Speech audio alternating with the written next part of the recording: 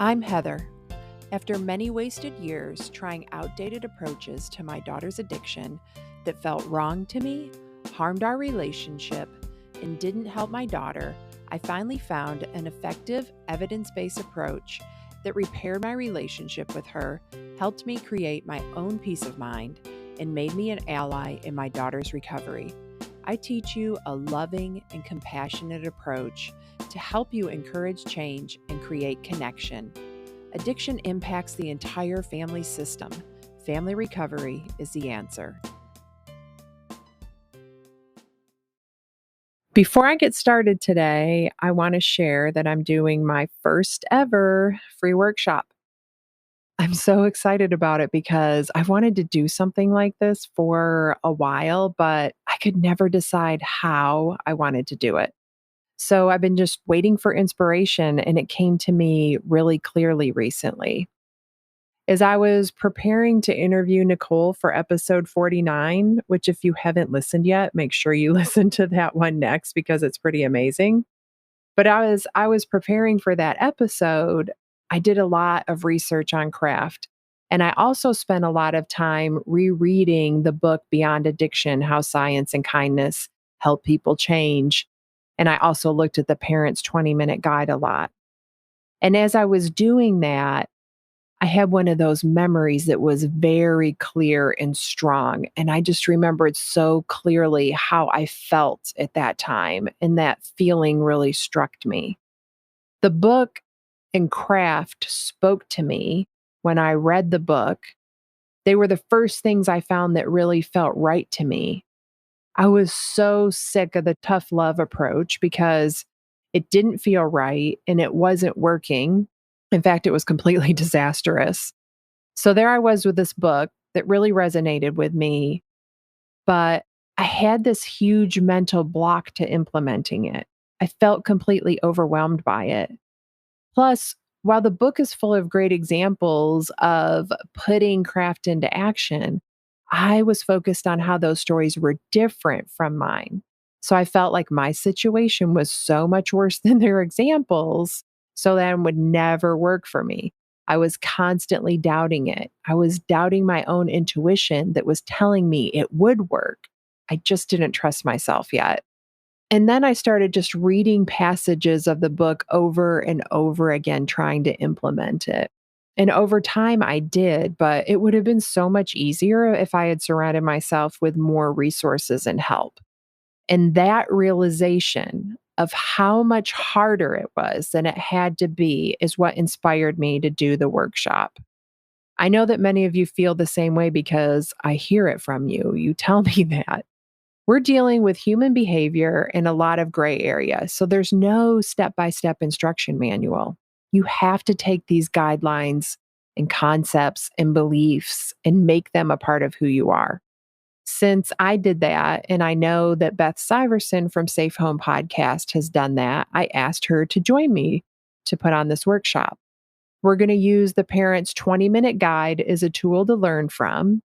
Beth and I will share our experience with a different section from the 20-minute guide each week, and then we will spend some time helping you implement it. We want to help you move past all those doubts and fears that come up and keep you from trying it. So there's a link in the show notes that will take you to the page where you can get all the details to sign up. Okay, on with today's episode. Today, I'm going to share some things that I wish that I had done differently.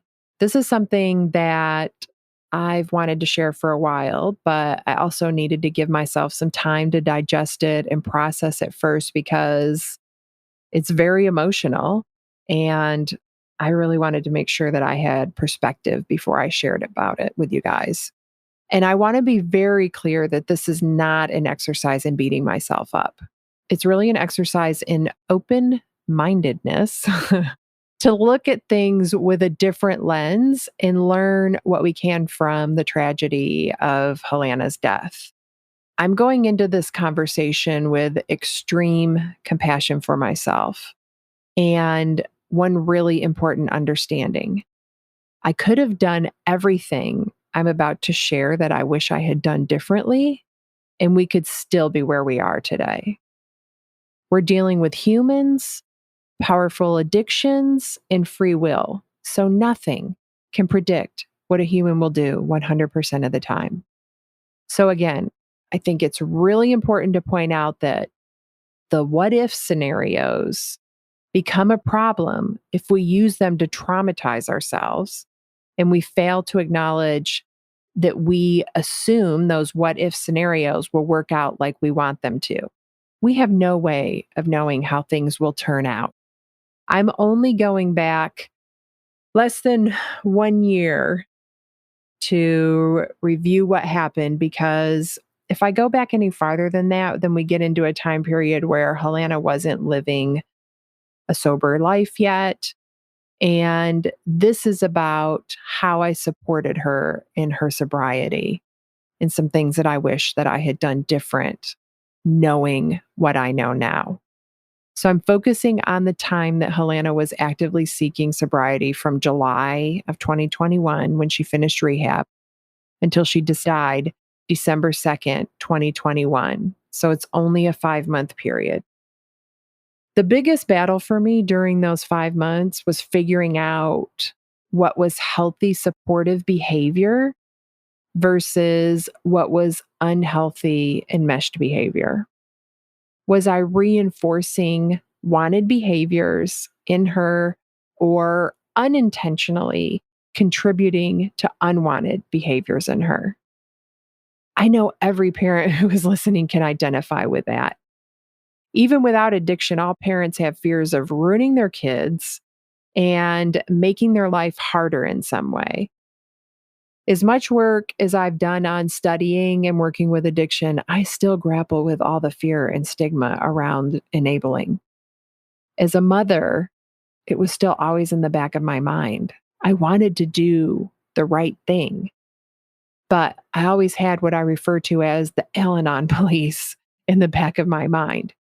Even though I've given it that term to really what I'm referring to as a lifetime of conditioning from all sources, not just 12-step programs.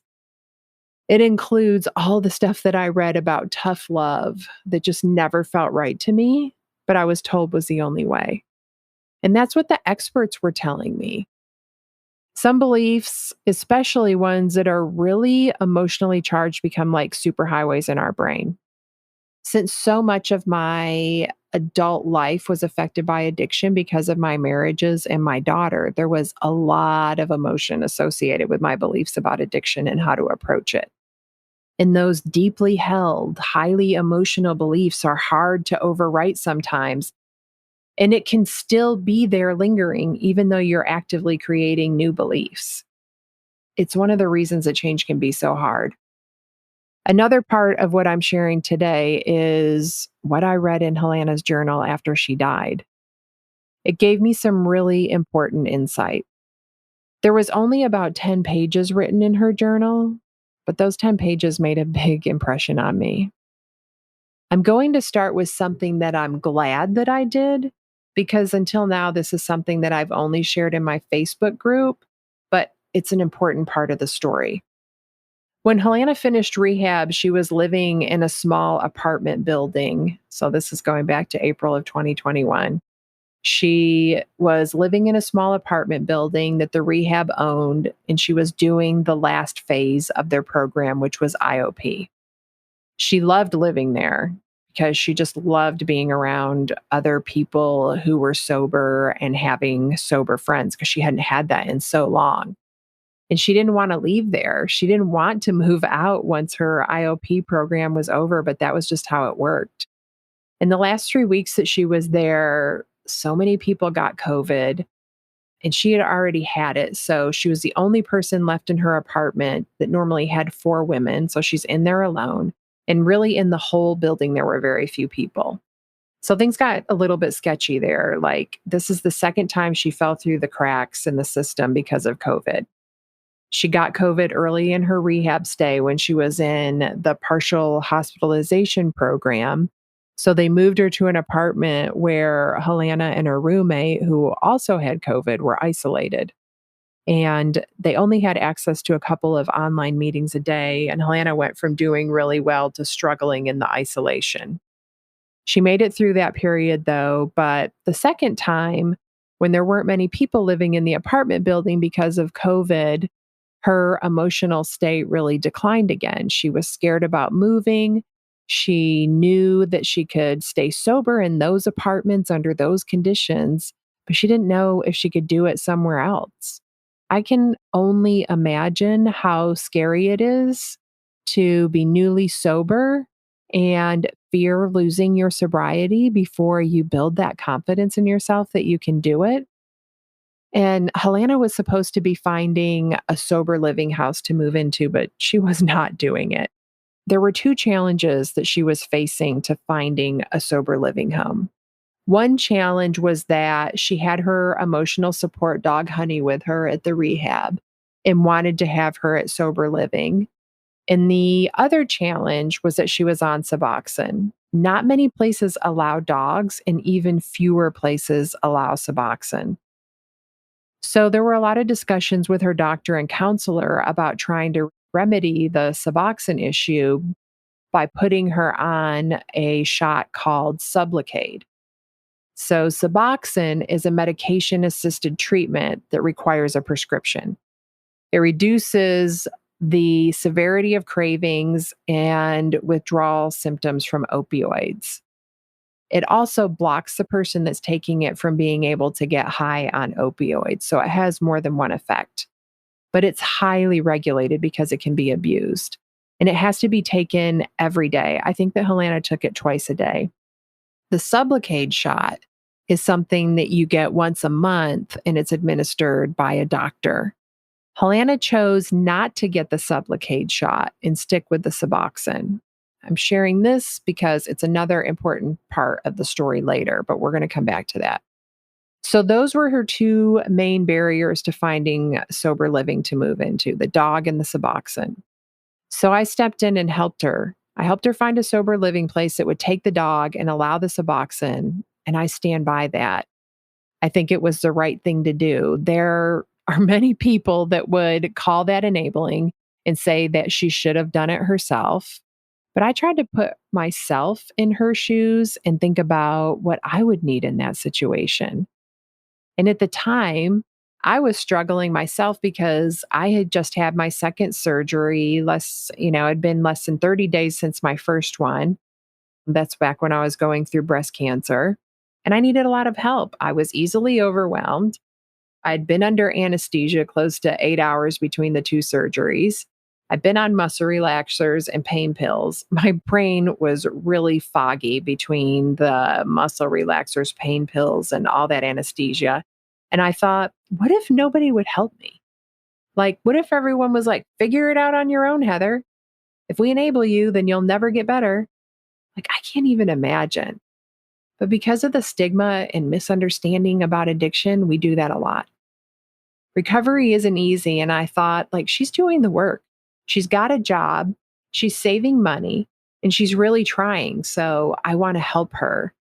And I'm so glad that I did. I mean, it took like 50 phone calls and endless conversations to find a place for her that would take the dog and Suboxone. But again, I finally did it. She paid all of her own moving expenses.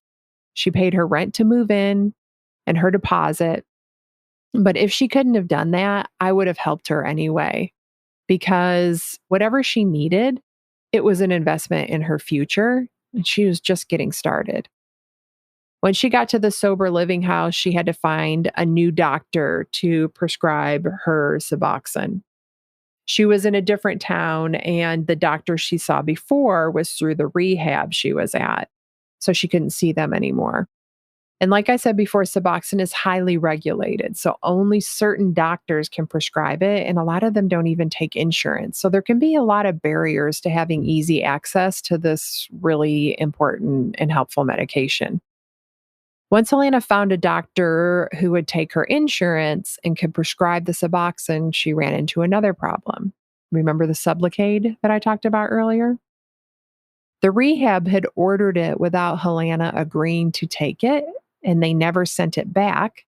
So the insurance wouldn't pay for the Suboxone because it was like paying for the same prescription twice, even though she hadn't taken it.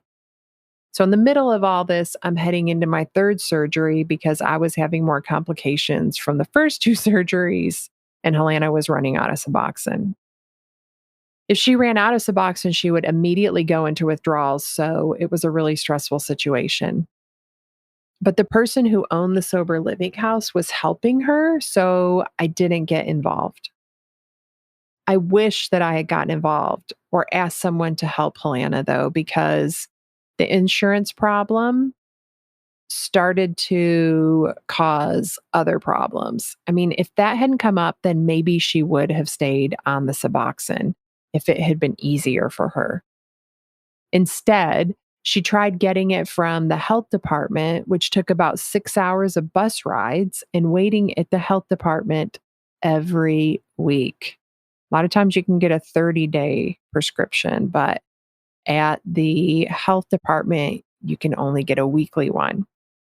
On top of that, she was having a hard time finding someone to sponsor her because she was on Suboxone. So she was on a medication that was helping her cravings and giving her a chance to rebuild her life. But yet she was experiencing barriers to housing, barriers to getting the medication easily, and also stigma for it within the recovery community. This led her to do something that I considered dangerous, but of course I couldn't control. She tapered off the Suboxone over a period of weeks rather than months. And she did it without a doctor's care. And in my opinion, she did it way too soon. If she had waited longer, she would have given herself more time to stabilize and build more healthy habits. She talked about what that was like for her during the second interview that we did on the podcast, which was episode 44. She said that it was rough and she didn't recommend it. In fact, I think she said it was like hell or something. The other frustrating part about it was that she shouldn't have been able to taper without a doctor's care. It's against the rules in the sober living house, but somehow the owner allowed it. Now, I want you to just think about facing that situation and all of those barriers for a minute. She had just turned 21. She had been doing drugs since she was in her early teens. She hadn't worked or been to high school or had any kind of normal life experiences since she was 15. She was very newly sober, trying to get her life together, and she was facing all of these barriers and stigmas. That's heavy.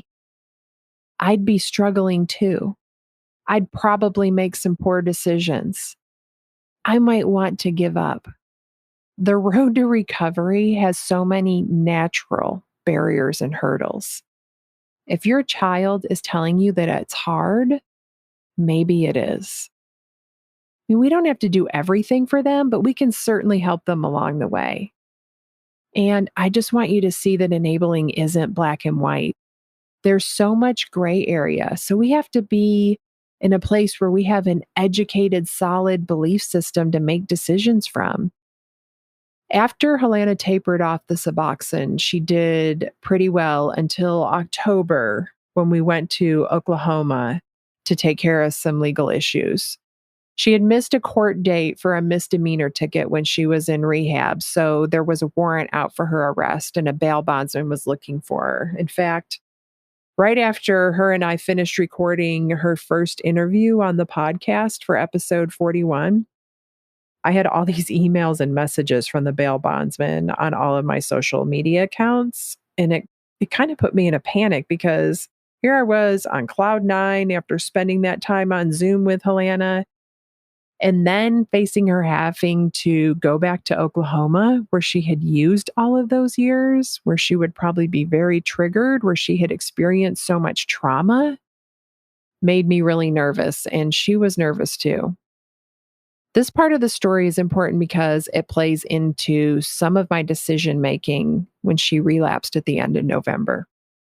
I was so excited to spend time with Helanna on that trip to Oklahoma. But at the same time, I was also worried for her sobriety, of course. It's hard for me to believe that she had less than 2 months to live at that time. The first night that we were in Oklahoma, Helanna spent the night with a friend. He was a close friend of hers that she had lost touch with because of her addiction, but since she had gotten sober, they'd been talking a lot, so she was excited to see him. I wanted to keep her with me at my friend's house, but of course, she wanted to stay with her friend. I called her early the next morning to make sure that she was getting ready so I could pick her up to go see her lawyer. And as soon as she answered the phone, I knew that she had used. My heart sunk, but somehow we made it through the day. It was rough. We saw her lawyer and we got the bail bond and warrant taken care of. Then I took her to her brother's house so she could spend a few days with him and her dad, and I went to spend a few days with my friends. We really didn't talk much about her using that day. I had asked her about it, but she said that she just drank.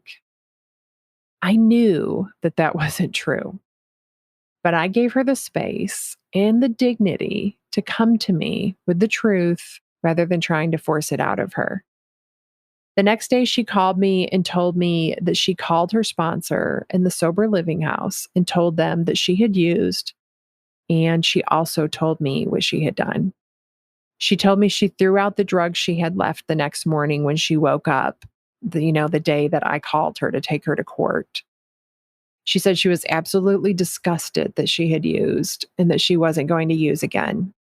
She also said she wanted to stay with me until we left rather than going back to her friend's house because she didn't trust herself. I was so proud of her for taking responsibility for what she did and making the right decision to stay with me instead of a friend. After that trip, she went back to sober living and everything was fine until November 8th when things really started to unravel. Just before that, Helanna had been complaining a little that the owner of the sober living house had changed and was no longer supportive and was talking down to the residents. But I kept encouraging her not to let it bother her so much. And I wondered if Helanna was being sensitive until I saw some demeaning text messages between the owner of the home and the residents. But on November 8th, the owner kicked Helanna's best friend out of the house for asking a question that she considered rude. Looking back, I can only imagine how unsettling that was. When you're in sober living and you get kicked out for no reason, yet you probably feel like it's your fault and you have nowhere to go, what are you supposed to do? It must have been very unsettling when you're in that situation and now not sure what's going to happen. I'm sure Helanna's thinking, what's going to happen now? Like, when am I going to get kicked out? And Helanna's friend relapsed and almost died in a car accident after that. And Helanna was beside herself without her friend.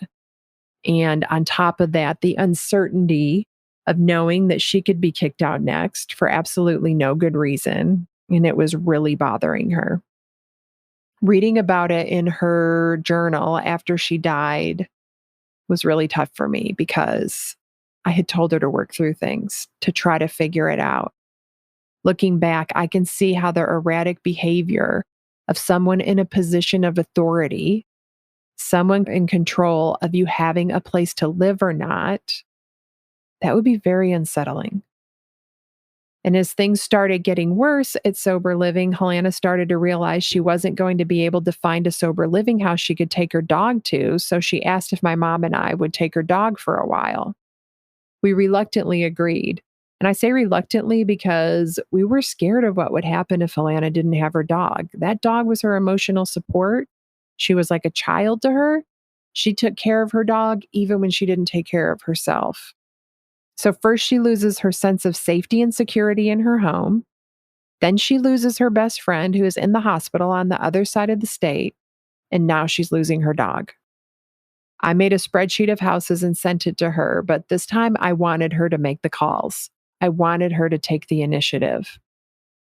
Looking back, I wish I had made the calls for her and helped her get out of that unstable environment, just like I had the first time when she was leaving rehab.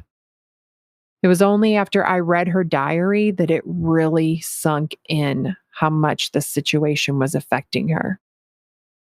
And as I share this with you, with the knowledge of what was to come, I really can't believe I didn't see it and step in.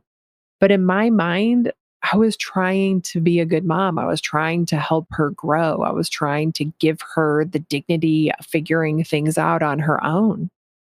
And under different circumstances, that might have been the best course of action. But in this case, with all the things that were happening, she could have used more support. And some people might say she should have asked for support. But we all know how hard it is to ask for help when we need it the most sometimes. So this is what part of what she wrote in her diary on November 24th of 2021. And this was just 1 week before she died. I'm changing the name of the sober living homeowner as I read this. I'm going to call her Alice. At the top of the page, she wrote fuck in all caps and really big. She drew a picture of a person with a sad face sitting alone under a tree. Helanna wrote, I'm crushed that I have to get a new roommate. I hate being here, and Alice is so fucked in the head. I dread coming home and never want to be here. The thought of using pops up a lot. I'm just exhausted.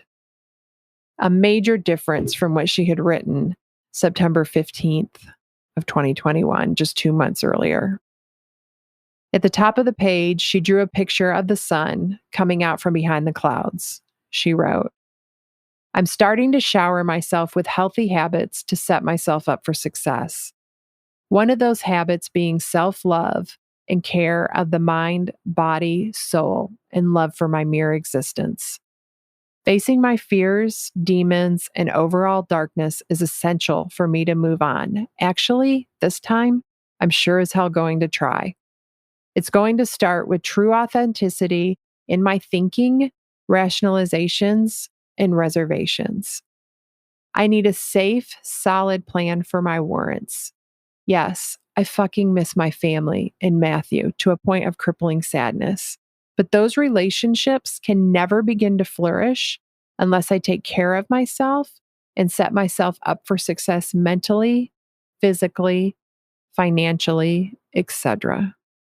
I can and I will do this because I love myself. You can see the difference in where her head was in such a short period of time between September and November. So it really sank in as I read this that she needed more support. And there's more that I'm not reading, but those two parts just really show the difference. I wish I had gotten her out of that environment when she started expressing how upset she was about what was happening there. A few days after, on November 29th, Helanna rented a car and drove her dog up here. While she was sad about leaving her dog, she seemed to be in pretty good spirits while she was here. She spent the night. We had a great visit. We talked about her finding a new place to live, me making her a budget so she could buy herself a car, and that when she had a car, she could find her own apartment or someplace that she could live with her dog again. And she was planning to come back in a few weeks for Christmas to be in her cousin's wedding. And I told her to think of it like when she was little and she used to spend holiday breaks with her Nana, that her dog Honey was spending a short holiday getting spoiled by her grandmother and great grandmother. So when Helanna left here, she went to spend the night with her friend. But after she got to her friend's house, she called me to say that she had relapsed before she brought her dog here and that she wouldn't be able to go back to sober living. The plan was for her to go back to the town she lived in the next day, get a hotel, go to work, and find another sober living to get into. She was also supposed to talk to her sponsor, but she never reached out to her sponsor. As I've shared before, my main fear was an overdose because her tolerance was low. That's when people are the most risk, is when they relapse. And I was afraid that she would say F it because she had screwed up. Fentanyl wasn't even on my radar. When we had her memorial service, someone from her work kept asking me, why was she alone in the hotel? Why wasn't somebody with her? It's such a vulnerable time. She shouldn't have been alone. And he was right. That's something else that I would have done differently. I wouldn't have even asked her if she wanted me to come down there because she would have acted like she was fine. She would have wanted to appear stable, even though she didn't feel that way. I wish I had just gone down there. It would have been, a 3.5 hour drive. I could have gone down there, stayed with her in the hotel for a few days. I could have even worked down there, and I could have worked on finding her a place to live, a new sober living house. I know relapse is a vulnerable time, but for some reason in my mind, I was thinking of how things went when we were in Oklahoma. What I wasn't accounting for, though, was in Oklahoma, she was with her family. She still had a place to live. She still had her dog. She hadn't just been through a huge traumatic experience, almost losing her best friend and losing her stability and security in her home. Looking back, I can't even begin to compare the two situations. Yet at the time, I didn't distinguish the difference between when she was in Oklahoma and supported and being down there alone. And I can only imagine how she felt being in a hotel alone without her dog. I'd imagine that just being in a hotel would be triggering considering she had lived in them many times while she was using. But I also have to acknowledge the other side of that is I could do everything or could have done everything that I'm saying I wish I had done. And I could have gone down there and I could have thought she was okay and went to sleep and woke up to her dead because she used anyway. I don't know if any or all of these things would have made any difference. And there's no way to ever know. But what I do know for sure is knowing these things can make a difference for you. Maybe it will help you see more gray area instead of black and white. Maybe the next time you choose to help your child, you'll just enjoy helping them feel how good that feels instead of beating yourself up the whole time because you aren't sure if you should or you shouldn't do it. And none of this is ever to tell you what I think you should or shouldn't do. It's just to give you perspective. What's most important is, does any of this resonate with you? Does it feel like something that you should do?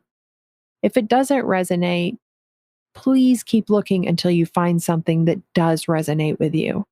Because when you're dealing with a child's addiction, you will eventually be faced with these same decisions if you haven't already. And you know that they will probably happen over and over again. What will you do? Okay, that's all I have for today.